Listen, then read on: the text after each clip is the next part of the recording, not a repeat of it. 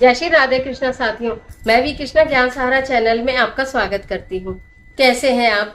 आपके अच्छे स्वास्थ्य और सुखद जीवन की मंगल कामना करती हूँ। आपके और अपने इष्ट देवों को कोटि कोटि नमन करते हुए, बड़ों को प्रणाम करते हुए वीडियो प्रारंभ करते हैं। साथियों, आज की वीडियो हम जानेंगे कि हम हरे भरे ज्वारे का क्या करें। ये जो खेती हमने माता रानी के नवरात्रों में बीजी है, जो हमने बीजे हैं और ये खेती बनी है, हम इसे इधर उधर तो नहीं डाल देते, हम इसे किसी प्लांट के नीचे तो नहीं रख सकते। तो हम इस खेती का ऐसा क्या दिव्य प्रयोग करें कि हमारे सर्व कार्य सिद्ध हो जाए और ये हमारी जो खेतरी बीजी है इसका सदुपयोग हो जाए। तो आज की वीडियो में ऐसी जानकारी लेकर मैं आपके बीच में, तो चलिए झटपट वीडियो प्रारंभ कर लेते हैं। लेकिन उससे पहले चैनल पर नए आए हैं तो चैनल को सब्सक्राइब जरूर कीजिएगा और बेल आइकन का बटन जरूर प्रेस कीजिएगा, जिससे आने वाली वीडियोस का नोटिफिकेशन आपको मिले सबसे पहले। ये जो हरी भरी खेती है, नवरात्रों में जो बीजे जाते हैं, ये शारदीय नवरात्रों में ही बीजे जाते हैं। इसे खेती बीजना कहते हैं। जो आप लोगों ने बीजे होंगे, हो सकता है किसी के घर ना ये खेती बनाई गई हो, लेकिन ज्यादातर सबके घरों में खेती बीजी जाती है। मान्यता ये है कि इस खेती में जो हमारी खेती हमने बीजी है, इस खेती में माँ दुर्गा का स्वरूप है, यानी उनकी शक्ति है। इसे श्री शक्ति के स्वरूप भी का कहा जाता है और लक्ष्मी जी का इसमें प्रवेश रहता है। जी, इतनी दिव्य हमारी ये खेतरी होती है जो हम बीजते हैं। ये खेतरी हमें संकेत भी देती है, हमारे भविष्य की ओर संकेत देती है। अब जैसे ये खेती मैंने बीजी, ये मेरी पूजा वाली खेती नहीं है। मैं दो जगह खेती बीजती हूँ, एक तो मंदिर में जिसे मैंने अभी नहीं हटाया है, दशमी के दिन हटाऊंगी, और एक ये मैं थोड़ा अपने बाहर गमले में भी लगाती हूँ, जिससे कि इसमें भेद बता दूं। जो हमारी पूजा वाली खेती होती है उसे हम इधर उधर बिल्कुल भी नहीं करते हैं, किसी को देते भी नहीं है। ये हमारे धन का प्रतीक है, माता लक्ष्मी का प्रतीक है। लेकिन ये जो मैंने बाहर अपने जो गार्डन है उसके अंदर मैंने उगाए थे, तो इसका मैं आपको उपयोग करके बताऊंगी। तो ये वाली खेती में से हम अगर किसी को आवश्यकता है उसे दे सकते हैं और इसका उपयोग भी कर सकते हैं। और किसी वजह से 1% में अगर हमारे मंदिर में रखी गई खेती नहीं उगती है, कभी कभी किसी के फंगस लग जाती है या सूख जाती है, तो फिर हम इनको यूज कर सकते हैं। इसलिए मैं ये दो जगह यूज करती हूँ, दो जगह मतलब इसको मैं बनाती हूँ। ये खेती हमें क्या संकेत देती है? अगर किसी वजह से आपकी खेती में फंगस आ गई, आपके नवरात्रों में जो उगे ही नहीं, तो कहीं ना कहीं ये संकेत होता है कि आपको पूरे वर्ष कहीं ना कहीं धन का अभाव हो सकता है। उसके लिए महालक्ष्मी के, माता लक्ष्मी के उपाय कीजिए, पूजा कीजिए, माता लक्ष्मी को प्रसन्न कीजिए, तो वो ठीक हो जाता है। लेकिन संकेत ऐसे ही नजर आता है। अगर आपकी ये हरी भरी खेती होती है, इसका मतलब ये होता है कि आपके जीवन में आने वाले पूरे वर्ष में सुख, समृद्धि, खुशहाली, धन सब ईश्वर की कृपा से भरपूर रहेगा। अगर ये खेती पीली पड़ जाती है, कभी कभी ये जो हमारे जो हैं, ये जो हमने खेती उगाई है, ये पीले रंग की, जैसे ये मेरे पास तो हरे रंग की है, ये पीले रंग की हो जाती है, तो कहीं ना कहीं नेगेटिविटी वातावरण में ज्यादा है। वातावरण में नेगेटिविटी ज्यादा है तो उसमें भी थोड़ा सा कहीं ना कहीं धन की समस्या कभी कभी वर्ष भर के बीच में आ पाती है। तो इसलिए ये भविष्य भी, हमारे भविष्य की ओर संकेत करती है ये खेती। ये तो बात होगी कि खेती हमारे कहाँ संकेत करती है। अब हम ये बात करें कि खेती कब निकाले, कैसे निकाले। 9 दिन तक इसकी पूजा की जाती है। आपने चाहे अष्टमी में कन्या बिठाई हो या नवमी में बिठाई हो, लेकिन हम इसे 10वीं में ही माता जी के मंदिर से हटाते हैं। अब इसे हटाते हैं, हम इसकी धूप दीप पूजा करके हटाते हैं। फिर दूसरी बात, अब हमें इसमें से जो लेने, तो 10वीं के दिन जिनके यहाँ विजयदशमी यानी दशहरे का पूजन होता है, तो ये जो होते हैं, जिसे मैंने बताया माता लक्ष्मी के प्रतीक है, इनके अंदर शक्ति है, ये दिव्य जो है, ये निकाल कर भाइयों के कान पर लगाए जाते हैं तिलक करके, और उनके विजय की मंगल कामना बहनें करती है। ये प्रोसीजर होता है। तो अगर आपके यहाँ होता है तो बहुत अच्छी बात है, नहीं होता है तो कोई बात नहीं। अब इस पहले बताऊंगी कि इसको हम निकाले कैसे। हम इसको ऐसे ही नहीं निकालते हैं। देखिए, मान्यता ये है, ये चांदी का सिक्का है।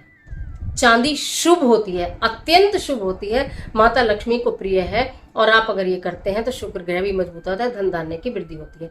यानी कि माता की जो खेती हमने बीजी, हम इसे ऐसे नहीं निकाल लेंगे, हम इसमें पहले कुछ पैसे डालते हैं। यानी चांदी का सिक्का शुभ होता है। अगर आपके पास चांदी का सिक्का नहीं हो तो आप कोई भी सिक्का डालिए, लेकिन जैसे जल डालकर पूजा आपने कर ली, फिर हमने इसके अंदर ये चांदी का सिक्का डाल दिया, इसके अंदर चांदी का सिक्का डाल दिया, बाद में इसे निकालकर अपनी जेब में रखा जाता है।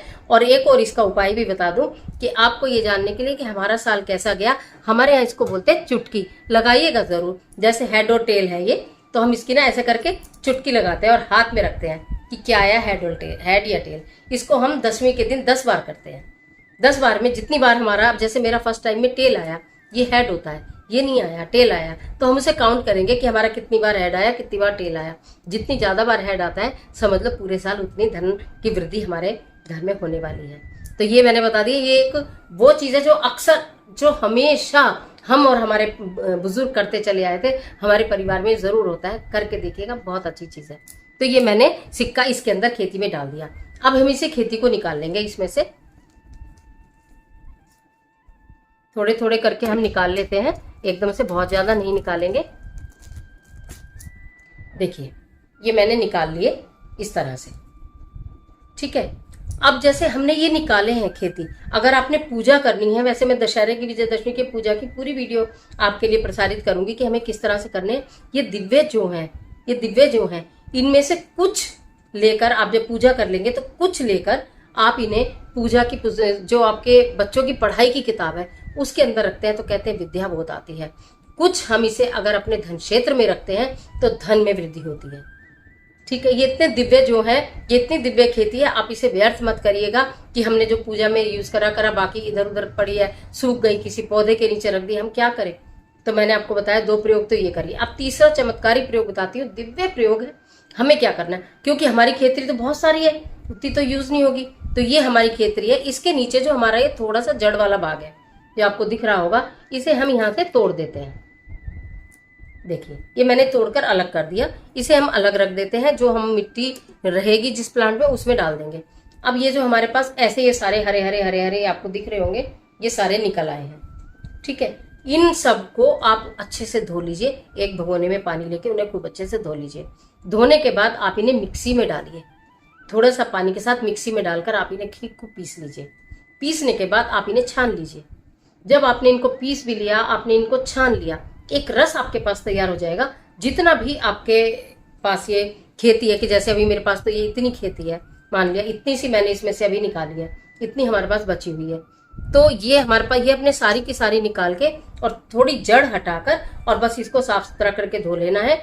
और इसको आपको ना धुले हुए को मिक्सी में जैसे आपने पीस लिया, उसे छान लिया, उसके बाद आपके पास इतना रस तैयार हो जाएगा इसका। बहुत अधिक पानी मत डालिएगा, थोड़ा ही डालिएगा। और आपको लगता है ज्यादा मेंबर है पीने वाले तो आप ज्यादा भी बना सकते हैं इसको। तो उसमें थोड़ा सा आप इसमें शहद मिलाइएगा। शहद कौन सा, आपने माता रानी के नवरात्रों में शहद की शीशी लाई थी और वो शहद की शीशी से आपने माता रानी को भोग लगाया था। वो शीशी आपके पास मंदिर में होगी, मंदिर में शहद थोड़ा बहुत होगा, उस शहद को यूज कर लेना, वो भी माता का भोग है। उस शहद को यूज करके, और इनका जो हमने ये बनाया है कि भी हमने ये हमारी जो खेती को हमने पीस के और छान लिया था रस, और उसमें शहद मिला के थोड़ा थोड़ा थोड़ा थोड़ा सब प्रसाद स्वरूप ग्राइंड कर लीजिए। ये इतना दिव्य प्रयोग है, आपका इतना सा भी दाना खराब नहीं जाएगा, सूखेगा नहीं, इधर उधर रखा नहीं जाएगा, किसी के पैरों में नहीं आएगा। सारे उठा के समझदारी से धो के पीस के और थोड़ा थोड़ा रस शहद मिला के सब पी लें। अगर आपको लगता है हमारा रस ज्यादा बन गया है तो उसे उठा के फ्रिज में रख दे, फिर अगले दिन थोड़ा थोड़ा सब लोग पी लें। एकदम बहुत सारा सबको कप भर के गिलास भर के नहीं पीना, थोड़ी सी क्वांटिटी लेनी है, 1 या 2 चम्मच, जैसे हम चरणामृत लेते हैं। ये माता रानी का दिव्य भोग है। तो इससे क्या होगा, ना तो माता रानी, माता लक्ष्मी का अपमान होगा, ना माँ दुर्गे का अपमान होगा। जो आपने इतने 9 दिन खेती बीजी है, आपके हमारे भविष्य को संकेत करती है, ये हमारे पूरे आने वाले पूरा वर्ष हमारा कैसा जाएगा वो बताती है। तो हम इसको इतना सा भी व्यर्थ नहीं करेंगे, इनका दिव्य प्रयोग करेंगे और इनको हम लोग रस बनाकर थोड़ा सा शहद मिलाकर पी जाएंगे। सभी लोग मिलके पी सकते हैं, थोड़ा थोड़ा थोड़ा थोड़ा। छोटे से बच्चे को भी थोड़ा सा 2-4 ड्रॉप जरूर पिला दीजिएगा, कोई नुकसान नहीं है, सिर्फ फायदा ही फायदा है। आपके अंदर इतनी पॉजिटिविटी का संचार हो जाएगा, आपको ऐसा लगेगा कि खुद हमें कुछ ज्यादा एनर्जी आ गई है, कुछ ज्यादा पावर आ गई है, और मन में ये सेटिस्फैक्शन होगा कि जो मैंने खेती बीजी थी उसका बिल्कुल सदुपयोग हो गया, वो इधर उधर नहीं गई। क्या आप भी अपने ज्वारों के साथ ऐसा करते हैं? नहीं करते तो अब इस प्रयोग को अवश्य करिएगा। तो आशा करती हूँ ये वीडियो आपके लिए बहुत उपयोगी साबित होगी। मिलते हैं एक और जबरदस्त वीडियो के साथ, तब तक हंसते रहिए, मुस्कुराते रहिए, अपना और अपने अपनों का ख्याल कीजिए। वीडियो अच्छी लगे तो लाइक कीजिए, अपने फ्रेंड के साथ शेयर करना बिल्कुल मत भूलिए, जिससे कि माता रानी की बोई गई इस खेतरी का कहीं भी निरादर ना हो, सबके उपयोग में ये आ जाए। कमेंट बॉक्स में जय माता दी लिखना बिल्कुल मत भूलिएगा। माता रानी आपकी मदद करे।